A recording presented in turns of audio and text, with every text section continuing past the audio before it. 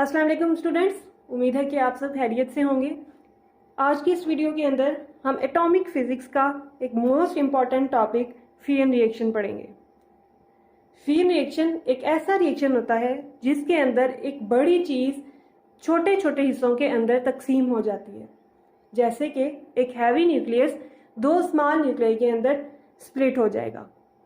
तो अगर हम फियन रिएक्शन को देखें तो a reaction in which a heavy nucleus split into two nuclei by absorbing a slow moving neutron। अब फियन रिएक्शन वो रिएक्शन है जिसके अंदर एक हैवी न्यूक्लियस स्प्लिट हो जाता है, मतलब वो डिवाइड हो जाता है या तकसीम हो जाता है इनटू टू स्मॉलर न्यूक्लियाई, दो स्मॉलर न्यूक्लियाई के अंदर, bye absorbing a slow moving neutron, एक स्लो मूविंग न्यूट्रॉन को एब्जॉर्ब करके। तो अगर हम इसका रिएक्शन करें तो किस तरह से होगा कि एक आपके पास स्लो मूविंग न्यूट्रॉन है, आप इस स्लो मूविंग न्यूट्रॉन की बम्बार्डमेंट करवाएं एक हैवी न्यूक्लियस के साथ। ये हैवी न्यूक्लियस हम यूरेनियम के साथ ले लेते हैं, यूरेनियम 235 और 92। जब ये स्लो मूविंग न्यूट्रॉन इस यूरेनियम एटम के साथ आगे बम्बार्ड करेगा तो यूरेनियम एटम इस न्यूट्रॉन को एब्जॉर्ब करेगा।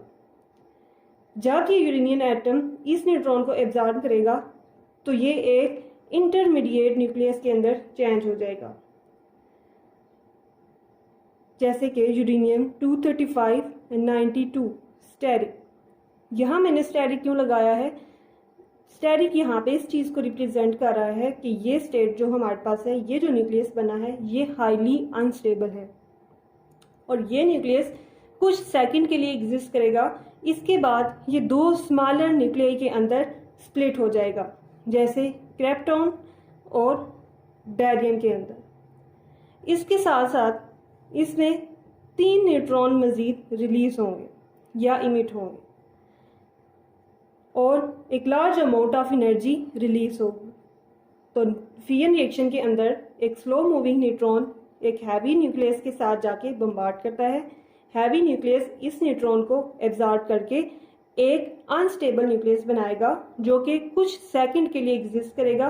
उसके बाद ये दो स्मॉल न्यूक्लियाई के अंदर स्प्लिट होगा और साथ में 3 न्यूट्रॉन इमिट करेगा और साथ में लार्ज अमाउंट ऑफ एनर्जी को रिलीज करेगा।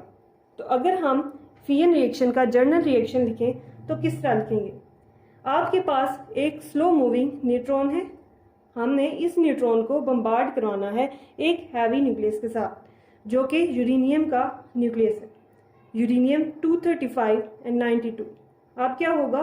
ये यूरेनियम एक अनस्टेबल, हाईली अनस्टेबल न्यूक्लियस के अंदर चेंज होगा। यूरेनियम 235 92 ऊपर हम लगाएंगे स्टेरिक। ये स्टेरिक इस चीज़ को रिप्रेजेंट करता है कि ये न्यूक्लियस हाईली अनस्टेबल है। ये न्यूक्लियस कुछ देर के लिए एग्जिस्ट करेगा, इसके बाद ये दो स्मॉल न्यूक्लियाई के अंदर स्प्लिट हो जाएगा। यहाँ पे एक्स और वाई आपके पास फियन फ्रेगमेंट्स हैं। जो एक्स और वाई हैं यहाँ पे, इनको हम कहेंगे कि ये क्या हैं? फियन फ्रेगमेंट्स हैं। और ये कुछ ही और ये इस जो आपके पास अनस्टेबल न्यूक्लियाई है इसके स्प्लिट होने से आपके पास आए हैं और इसके साथ क्या हुआ कि हमारे पास 3 न्यूट्रॉन्स इमिट होंगे और large amount of energy release होगी। तो ये हमारे पास एक जर्नल रिएक्शन आ गया है किसका? फियन रिएक्शन का। एक न्यूट्रॉन एक हैवी न्यूक्लियस यूरेनियम के साथ जाके बम्बार्ड हुआ, यूरेनियम इस न्यूट्रॉन को एब्जॉर्ब करेगा और एक हाईली अनस्टेबल न्यूक्लियस के अंदर चेंज होगा। ये न्यूक्लियस कुछ ही सेकंड के लिए एग्जिस्ट करेगा और इस न्यूक्लियस को हम कहेंगे कि ये हमारे पास इंटरमीडिएट प्रोडक्ट है या इंटरमीडिएट न्यूक्लियस है। इसने कुछ ही सेकंड के लिए एग्जिस्ट करना है और फिर स्प्लिट हो जाना है दो स्मॉल न्यूक्लियस के अंदर। इन जो दो स्मॉल आपके पास न्यूक्लियस आए हैं इनको हम कहते हैं फियन फ्रेगमेंट्स। इसके साथ साथ 3 न्यूट्रॉन आपके पास रिलीज होंगे और large amount of energy release होगी। अब हम मजीद फियन रिएक्शन को डिस्कस करते हैं और देखते हैं कि फर्स्ट टाइम फियन रिएक्शन को किसने ऑब्जर्व किया था और क्या ऑब्जर्व किया था। इन 1939 के अंदर दो साइंटिस्ट थे, ऑटो हन एंड फ्रिट्ज स्ट्रेसमैन। इन दोनों साइंटिस्ट ने 1939 के अंदर ऑब्जर्व किया था कि जो यूरेनियम न्यूक्लियस है दो इक्वल फ्रेगमेंट्स के अंदर स्प्लिट हो रहा है। किस तरह से स्प्लिट हो रहा है? एक स्लो मूविंग न्यूट्रॉन को एब्जॉर्ब करके। तो फर्स्ट टाइम 1939 के अंदर ऑटो हन और फ्रिट्ज स्ट्रेसमैन ने इस रिएक्शन को, फ्यूजन रिएक्शन को ऑब्जर्व किया था। ये चीज़ इंपॉर्टेंट है और ये एमसीक्यूज में पूछी जा सकती है। अगर हम आप इसका रिएक्शन लिखें तो किस तरह लिखेंगे? आपके पास एक स्लो मूविंग न्यूट्रॉन है, इसकी बम्बार्डमेंट करवाई हमने यूरेनियम 23592 के साथ। ये यूरेनियम स्प्लिट हो जाएगा किसके अंदर? दो स्मॉल न्यूक्लियस के अंदर, जो कि क्या है हमारे पास? Barium and krypton. Barium 141 and 56, krypton 92 and 86। साथ आपके पास 3 न्यूट्रॉन यहाँ पे रिलीज होंगे और large amount of energy release होगी। तो इस तरह से ये आपका रिएक्शन आ गया जो फर्स्ट टाइम ऑब्जर्व किया गया था ऑटो हन और फ्रिट्ज स्ट्रेसमैन की तरफ से। इसके बाद क्या चीज़ ऑब्जर्व की गई थी कि जो फ्यूजन रिएक्शन के अंदर large amount of energy release होती है, तो the total mass of the product is less than the original mass of the heavy nucleus. जो टोटल मास होता है प्रोडक्ट का वो हमेशा कम होता है, लेस होता है किससे? Original mass of the heavy nucleus. जो हैवी न्यूक्लियस हमने लिया था, जैसे यूरेनियम को लिया था, तो एज ए रिजल्ट हमारे पास क्रिप्टॉन और बेरियम बने थे। तो अब क्रिप्टॉन और बेरियम हमारे पास प्रोडक्ट हैं, तो इनका टोटल मास, आपने जो यूरेनियम यूज़ किया था, एक हैवी न्यूक्लियस यूज़ किया था, उससे उसका मास क्या होगा? लेस होगा। अब ऐसा क्यों होता है कि प्रोडक्ट का मास हमेशा लेस क्यों होता है और जो ओरिजिनल प्रोडक्ट होती है हमारे पास, जो हैवी न्यूक्लियस होता है, उसका मास ज़्यादा क्यों होता है? ऐसा इसलिए होता है क्योंकि हमारे पास इस रिएक्शन के अंदर एक बहुत ज़्यादा लार्ज अमाउंट ऑफ एनर्जी जो है वो रिलीज हो रही होती है, और ये energy almost 200 mega electron volt होती है। अब हमारे पास अगर हम इस चीज़ को देखें तो अगर आप 1 टन कॉइल लेते हो और उसको बर्न करते हो, 1 टन ऑफ कॉइल उसको आप बर्न करते हो, तो आपके पास 3.6 multiply 10⁻10 joule of energy release होती है। इसके मुकाबले में अगर आप सिर्फ 1 kg ऑफ यूरेनियम लेते हो और इसका आप फ्यूजन रिएक्शन करवाते हो, तो आपके पास 6.7 मल्टीप्लाई 10⁻11 जूल ऑफ एनर्जी जो है वो रिलीज होगी। तो इससे हमें पता चला कि फ्यूजन रिएक्शन के अंदर किस तरह से एक लार्ज अमाउंट ऑफ एनर्जी जो है वो रिलीज होती है, और क्यों हमारे पास जो मास होता है, ओरिजिनल जो हमारे पास मास होता है किसी भी हैवी न्यूक्लियस का, वो हमेशा ग्रेटर क्यों होता है एज कम्पेयर टू जो हमारे पास प्रोडक्ट होती है उसके टोटल मास से। तो क्योंकि इसके अंदर अब हमने पढ़ा था कि 3 न्यूट्रॉन जो हैं वो रिलीज होते हैं। जब एक न्यूट्रॉन बम्बार्ड करवाते हैं हम यूरेनियम के साथ, तो एज ए रिजल्ट हमारे पास प्रोडक्ट तो बनती है, 2 स्मॉल न्यूक्लियस तो बनते हैं, लेकिन साथ क्या था कि 3 न्यूट्रॉन भी हमारे पास क्या थे? वो रिलीज हो रहे थे। अब ये जो 3 न्यूट्रॉन होंगे जो हमारे पास इस रिएक्शन में रिलीज हुए थे, ये क्या करेंगे? ये मज़ीद आगे हैवी न्यूक्लियस के साथ जाके रिएक्ट करेंगे। जब ये मज़ीद जाके रिएक्ट करेंगे तो आपके पास यहाँ से मज़ीद न्यूट्रॉन फिर इमिट होंगे। जैसे हम यहाँ पे देख सकते हैं कि एक न्यूट्रॉन जो है वो हमने यूरेनियम के साथ रिएक्ट कराया, 2 हमारे पास लाइट न्यूक्लियाई बने और एज ए रिजल्ट हमारे पास 3 न्यूट्रॉन रिलीज हुए। तो फिर फर्दर क्या होगा? ये 3 न्यूट्रॉन जाके आगे हैवी न्यूक्लियस के साथ रिएक्ट करेंगे, यूरेनियम के मज़ीद जो हैवी न्यूक्लियाई हैं उनके साथ जाके रिएक्ट करेंगे, तो यहाँ से हमारे पास 9 न्यूट्रॉन जो है वो मज़ीद इमिट होंगे। अब ये 9 जो न्यूट्रॉन है ये आगे जाके फिर किसी हैवी न्यूक्लियस के साथ रिएक्ट करेंगे, यूरेनियम के साथ रिएक्ट करेंगे, तो फिर आपके पास और न्यूट्रॉन रिलीज होंगे। तो अब फिर नेक्स्ट आपके पास 27 न्यूट्रॉन ऑफ जो है वो रिलीज होंगे। तो ये 27 न्यूट्रॉन जाके फिर न्यूक्लियस आगे हैवी न्यूक्लियस के साथ रिएक्ट करेंगे, तो इसी तरह से आपके पास मज़ीद न्यूट्रॉन जो हैं वो इमिट होंगे। तो ये प्रोसेस कंटिन्यूसली क्या है? चलता जा रहा है। तो इस ऐसा एक प्रोसेस जिसके अंदर जो कि क्या होता है कि कंटिन्यूसली चलता रहता है, ठीक है, जो कि आपके पास रुकता नहीं है, चलता रहता है। तो इस तरह के रिएक्शन को हम कहते हैं कि ये चेन रिएक्शन है, क्योंकि फ्यूजन के अंदर भी अब क्या हो रहा है? एक प्रोसेस कंटिन्यूसली चल रहा है, तो इस प्रोसेस को हम कहेंगे कि ये क्या है? फ्यूजन चेन रिएक्शन है। अब इसमें हमने यहाँ पे रिएक्शंस देखे थे यूरेनियम के साथ, तो ज़रूरी नहीं है कि आपके पास जो एक आप हैवी न्यूक्लियस यूरेनियम को ही लो आप, और उसके रिजल्ट में आपके पास बैरियम और क्रिप्टॉन बने। आप जब न्यूट्रॉन का रिएक्ट करवाते हो, ठीक है, या बम्बार्डमेंट करवाते हो हैवी न्यूक्लियस के साथ, तो जब वो उसको एब्जॉर्ब करता है तो आपके पास मज़ीद दूसरी और भी प्रोडक्ट्स जो हैं वो बन सकती हैं। जैसे अगर हम रिएक्शन करवाते देखते हैं एक, कि आपके पास एक न्यूट्रॉन है, आपने इसकी बम्बार्डमेंट करवाई यूरेनियम के साथ, यूरेनियम 235 और 92 के साथ, तो अब आपके पास यहाँ पे 2 लाइट न्यूक्लियाई बनेंगे। अब हम देख रहे हैं कि यहाँ पे हमारे पास जो है वो 2 नए हमने देखे हैं, ठीक है, 2 न्यू न्यूक्लियाई बने हैं, जो कि क्या है, आपके पास एक टिन है, दूसरा मेलोडियम है, और साथ में आपके पास 3 न्यूट्रॉन क्या होंगे, रिलीज़ होंगे, और लार्ज अमाउंट ऑफ एनर्जी इस प्रोसेस में क्या होगी, रिलीज़ होगी। अब ये आपके पास टिन है, ठीक है, और ये आपके पास मेलोडियम है। अब हमने यहाँ पे देखा कि हमने जब न्यूट्रॉन को यूरेनियम के साथ बम्बार्ड करवाया है, तो आपके पास क्रिप्टॉन और बैरियम के अलावा भी आपके पास 2 हैवी न्यूक्लियर लाइट न्यूक्लियाई जो हैं वो प्रोड्यूस हो सकते हैं, एक टिन और दूसरा हमने देखा मेलोडियम।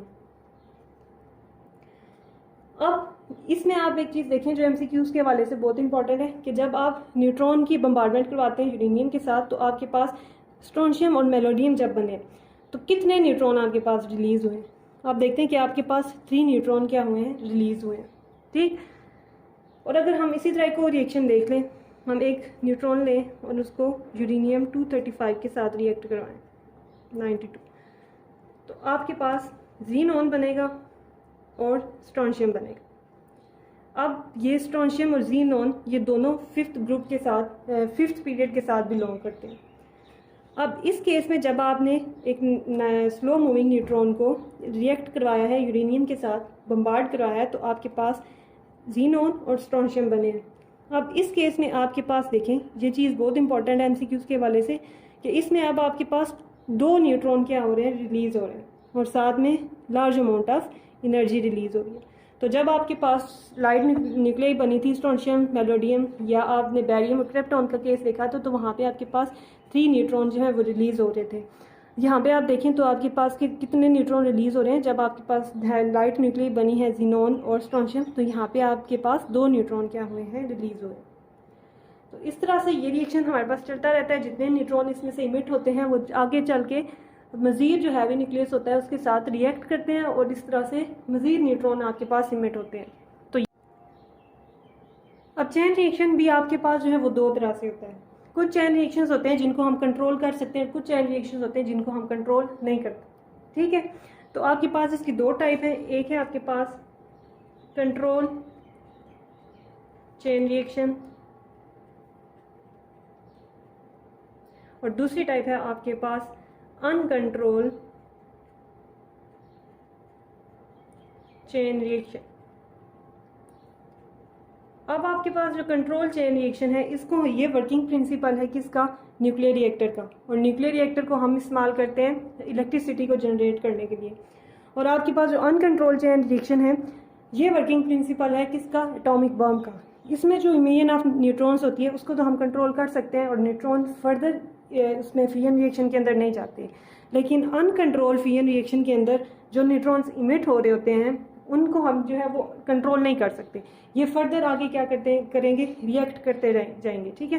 तो ये वर्किंग प्रिंसिपल होगा किसका, एटॉमिक बम का। अब आपके पास जो चेन रिएक्शन है उनको हम किन तरीकों के साथ कंट्रोल कर सकते हैं, ये चीज़ हम पढ़ लेते हैं। तो कुछ आपके पास जो इसमें फर्स्ट केस होगा, ठीक है, जिससे आप कर सकते हो चेन रिएक्शन को कंट्रोल कर सकते हो, वो क्या होगा, सब क्रिटिकल, ठीक है, सब क्रिटिकल। अब सब क्रिटिकल के केस में क्या होता है कि आप एक मेटल फॉइल यूज़ करते हैं, इस मेटल की फॉइल के साथ न्यूट्रॉन्स आके बम्बार्ड होते हैं, तीनों न्यूट्रॉन्स आके बम्बार्ड होंगे, और इनमें से कोई न्यूट्रॉन जो है वो फर्दर उस फिजन के अंदर टेक पार्ट नहीं करेगा, ठीक है।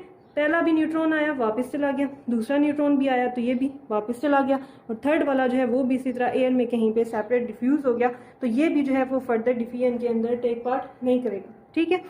तो आपके पास सब क्रिटिकल केस है, इसके अंदर क्या है कि no further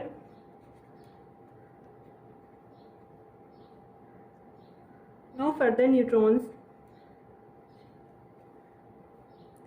take part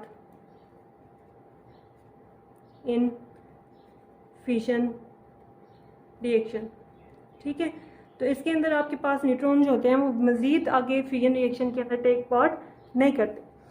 second case जो होता है आपके पास वो क्या होता है आपका क्रिटिकल। ठीक है, हम इसमें क्रिटिकल का केस देख लेते हैं। जो क्रिटिकल केस है इसमें आपके पास जो न्यूट्रॉन होंगे, 3 आपके पास न्यूट्रॉन इमिट होते हैं, उनमें से कोई एक न्यूट्रॉन जो होगा वो करेगा आगे फर्दर फिजन के अंदर टेक पार्ट। ठीक है, तो क्रिटिकल के केस में कोई एक न्यूट्रॉन जो होगा वो आगे मजीद हैवी न्यूक्लियस के साथ जाके रिएक्ट करेगा, जो बाकी 2 होंगे वो इसी तरह एयर में इधर उधर सेपरेट हो जाएंगे। तो इस क्रिटिकल के केस में हम क्या करते हैं कि एक यू शेप मेटल फ्रेम जो है वो यूज़ होता है। न्यूट्रॉन यहाँ पे आके क्या करते हैं, बम्बार्ड करते हैं। ठीक है, इनमें से एक न्यूट्रॉन जो होगा वो आगे फर्दर क्या करेगा, रिएक्ट करेगा। ठीक है, तो फिर और जो बाकी 2 आपके पास न्यूट्रॉन होंगे वो इसी तरह से क्या होंगे, एयर में डिफ्यूज हो जाएंगे। तो एक ये केस जिसमें आपके पास सिर्फ एक न्यूट्रॉन जो है वो हिस्सा ले फिजन रिएक्शन के अंदर, तो उसे आप क्या कहते हो, क्रिटिकल फिजन हो रही है। ठीक है, और इसी तरह आपके पास जो थर्ड केस होता है वो क्या होता है आपके पास सुपर क्रिटिकल का। सुपर क्रिटिकल, तो सुपर क्रिटिकल के अंदर जो होता है वो सारे न्यूट्रॉन्स जो हो रहे होते हैं वो टेक पार्ट करते हैं किसमें, फिजन रिएक्शन के अंदर। ठीक है, इसमें ऑल न्यूट्रॉन्स, ठीक है, सब न्यूट्रॉन्स जो होंगे वो आगे फर्दर फिजन के अंदर टेक पार्ट करेंगे। ठीक है, ऑल न्यूट्रॉन्स टेक पार्ट इन